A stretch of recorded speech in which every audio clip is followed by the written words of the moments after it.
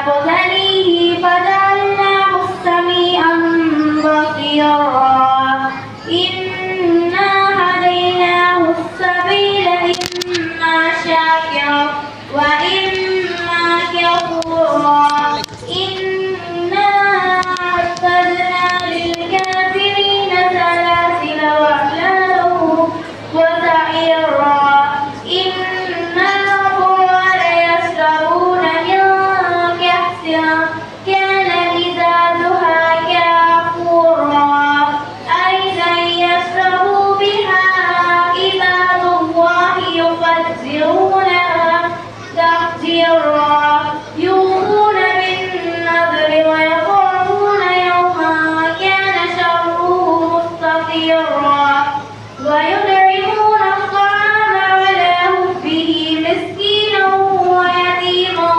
واسيرا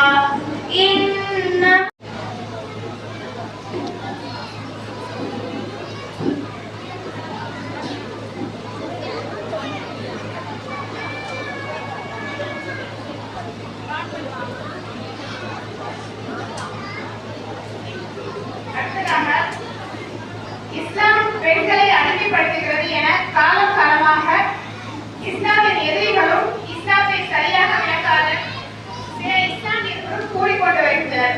பெண்ணியம் என்ற பெயரில் இஸ்லாமிய கோட்பாடுகளையும் பெண்களின் ஒழுக்க வாழ்க்கையும் சீரழித்து வருகின்றனர்.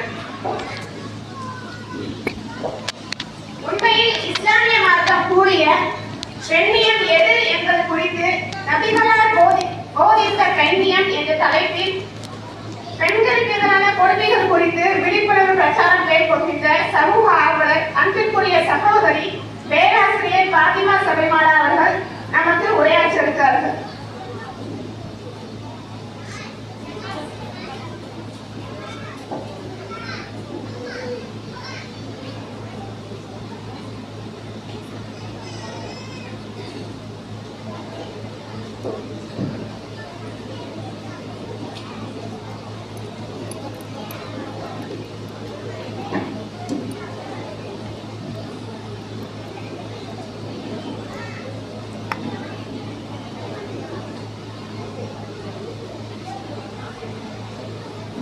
Assalamualaikum warahmatullahi wabarakatuh.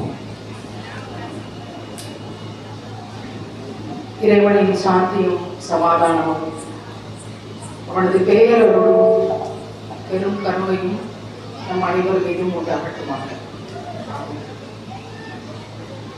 இறைவன் மிகப்பெரியவன், மனிதன் மிக சாதாரணமானவன்.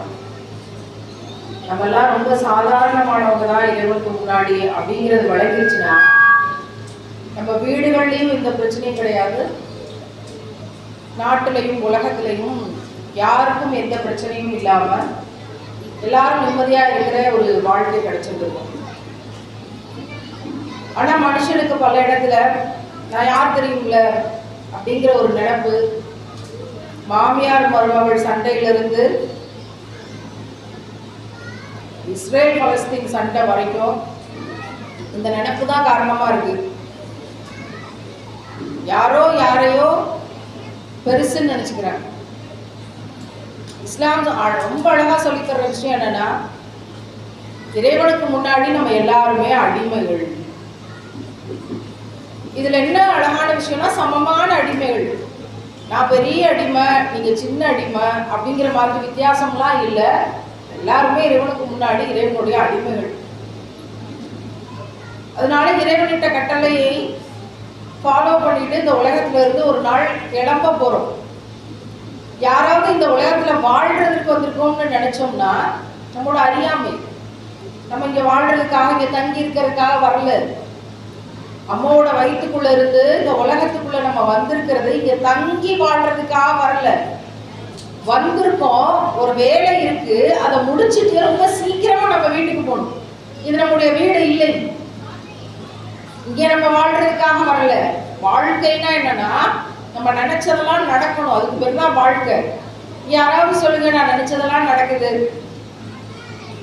அப்படி யாராவது இருந்தா கை தூக்குங்களேன். சிறப்பா நான் நினைச்சதெல்லாம் நடக்குது, எனக்கு எந்த கவலையும் கிடையாது, எனக்கு எந்த பிரச்சனையும் கிடையாது, அப்படி இந்த உலகத்துல யாராவது இருப்பாங்கன்னு நீங்க நினைக்கிறீங்களா? நான் நினைக்கல. இஸ்லாத்துக்கு முன்னாடி என்னுடைய வாழ்க்கையே பிரச்சனையாக இருந்தது எல்லாமே. இஸ்லாத்துக்கு பின்னாடியும் அதுல சில பிரச்சனைகள் இருக்கதான் செய்யுது. ஆனா அல்லாஹ் அதை லேசாக்கி தந்திருக்கான். அதனுடைய பாதிப்புகள்ல இருந்து வெளியே கொண்டு வந்திருக்கான். பிரச்சனைகள் இருந்துகிட்டே தான் இருக்கும். சில பேர் நினைக்கிறாங்க இஸ்லாத்துக்கு மாறி வந்துட்டா எல்லாமே மாறிடும். அப்படியெல்லாம் மாறாது. இருக்கிற பிரச்சனைகள் இருக்கலாம், ஆனா அது உள்ளத்தால் பாதிக்கப்படாம எனக்கும் அந்த பிரச்சனைக்கும் சம்பந்தம் இல்லைங்கிற மனநிலை வரும் இறைவனுடைய நெருக்கத்தின் காரணமாக. அப்படின்னா இந்த உலகத்துல யாரும் முதல்ல இங்க வாழ்றதுக்கு வரல. நம்மளாம் என்ன நினைச்சுக்கிட்டு இருக்கோம்? இப்ப எங்க உட்காந்துருக்கோம்? ஒரு அழகான ஒரு இடம், ஒரு ஆடிட்டோரியம் மாதிரியான செட்டப், ஒரு பள்ளிக்கூடம். இப்ப ஒரு பள்ளி போல இங்க எல்லாரும் தொழுதுன்னா இது பள்ளிவாசல். இங்க தொழுகிறதுக்கு யாருக்கும் எந்த தடையும் இல்லை. நம்ம எல்லாரும் என்ன நினைச்சுட்டு இருக்கோம்? இப்ப இங்க சேர்ல உட்காந்து ஒருத்தவங்க பேச மற்றவங்க எல்லாம் கேட்க, இந்த சின்ன பிள்ளைகள்லாம் எப்போ விளையாடலாம் அப்படின்ற மனநிலையில இருக்கலாம். இன்னும் சில பேர் அம்மா கிட்ட எப்போ மொபைலை வாங்கலாம் அப்படிங்கிற டென்ஷன்ல இருக்கலாம். நம்மளும் பிள்ளைகிட்ட கொஞ்ச நேரம் போனை கொடுத்துட்டு என்னை கொஞ்ச நேரம் நிம்மதியா இதை கேட்க விட்டா பரவாயில்ல அப்படிங்கிற மனநிலையிலையும் நம்ம இருப்போம். வீட்டில் அப்படிதான் பிள்ளைகள் கையில போனை கொடுக்குறது. எப்பா கொஞ்ச நேரம் நீ சும்மா இரு, இந்த வேலையை முடிச்சுட்டு வந்துடுறேன், போனை கொடுத்து அந்த மாதிரி நினைச்சிட்டு இருக்கலாம். இதெல்லாம் உண்மையா? இப்ப நம்ம சேர்ல உட்காந்து இந்த பில்டிங்ல உட்காந்துட்டு இருக்கோமா? இது உண்மையா? இது உண்மை இல்லை. என்ன செஞ்சுக்கிட்டு இருக்கோம்? நம்ம இப்ப சுத்திக்கிட்டு இருக்கோம், சூரியனை சுத்திக்கிட்டு இருக்கோம். பூமிங்கிற ஒரு பந்து அந்தரத்துல தொங்கி கிடக்கு. அந்த பூமி பந்து மேல இந்த பில்டிங் ஒட்டிக்கிட்டு இருக்கு. இந்த பில்டிங்க்கு உள்ள நம்ம உட்கார்ந்துருக்கோம். இந்த ஜெயிண்ட் வீல்னு ஒன்று சர்க்கஸ்ல எல்லாம் வச்சிருப்பாங்க. ஒரு பெரிய சக்கரை மாதிரி ஒன்று இருக்கும், ராட்டினம்.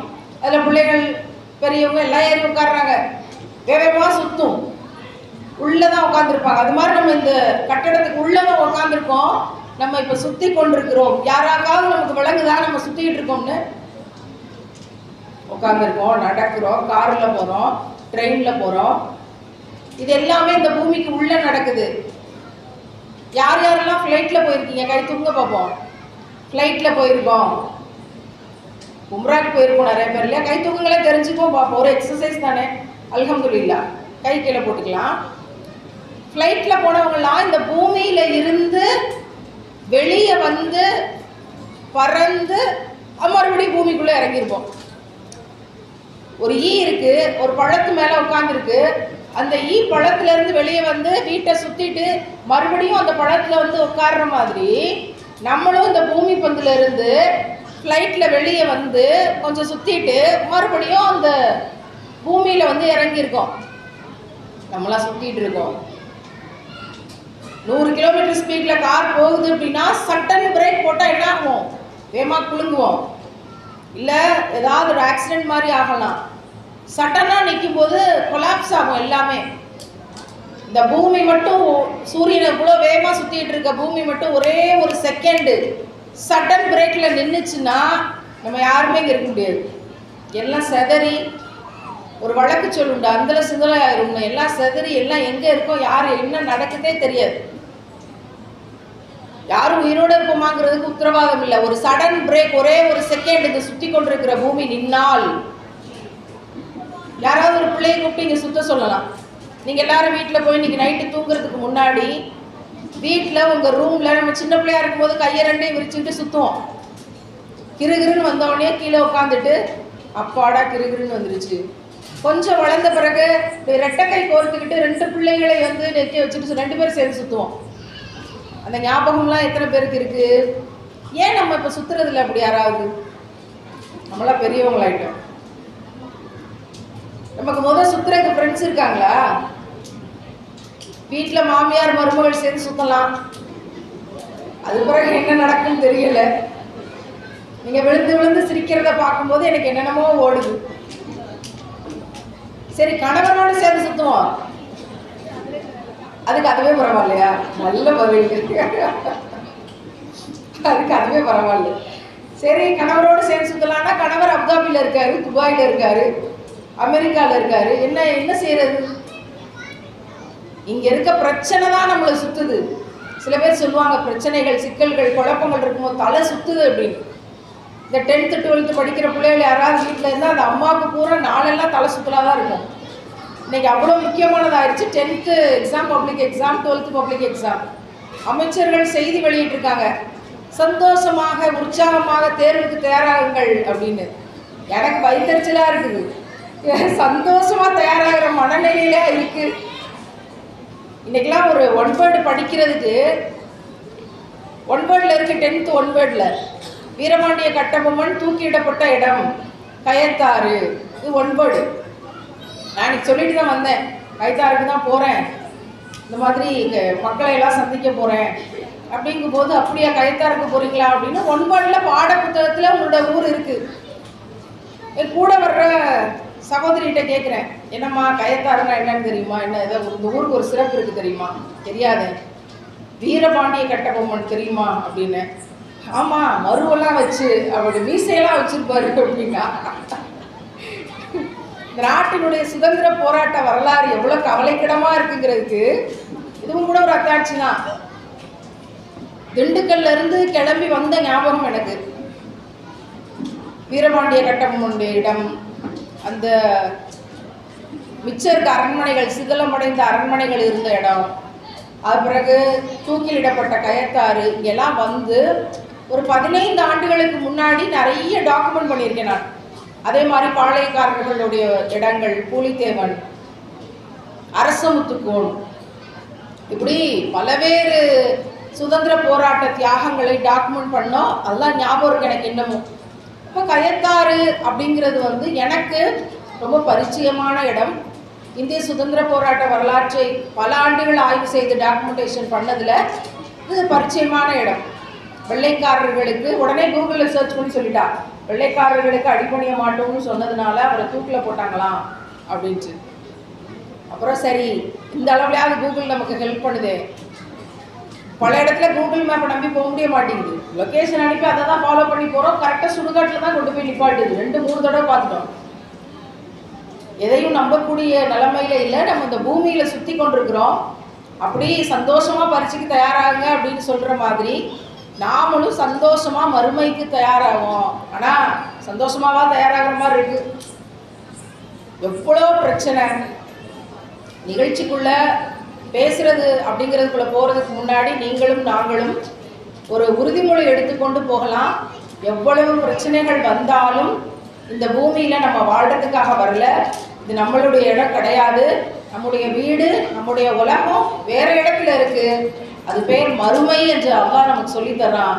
எனவே எவ்வளவு சிக்கல் வந்தாலும் ஹலாலாக மட்டுமே வாழ்ந்து, ஹராம் என்று இறைவன் சொன்ன, தடுத்து கொள்ள சொன்ன எல்லாவற்றிலிருந்தும் தடுத்து கொண்டு நம்ம சீக்கிரம் நம்மளுடைய வீட்டுக்கு போவோம்.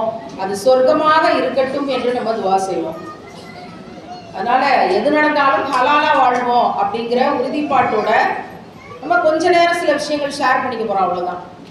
இந்த பேசக்கூடிய பிள்ளைகள், அழுகக்கூடிய பிள்ளைகள்லாம் இருந்தால் தயவு செய்து வீட்டுக்கு போய் அவங்களை அமர்த்துங்க. ஒரு ரெக்கார்டிங்க்கு 2 ரெக்கார்டிங் நடக்குது. இதை எப்படியும் முழுசாக போடுவோம். உங்களுடைய செவிகளுக்கு வீட்டில் இருக்கும்போதே உங்களுக்கு இதெல்லாம் வந்து சேர்ந்துடும்.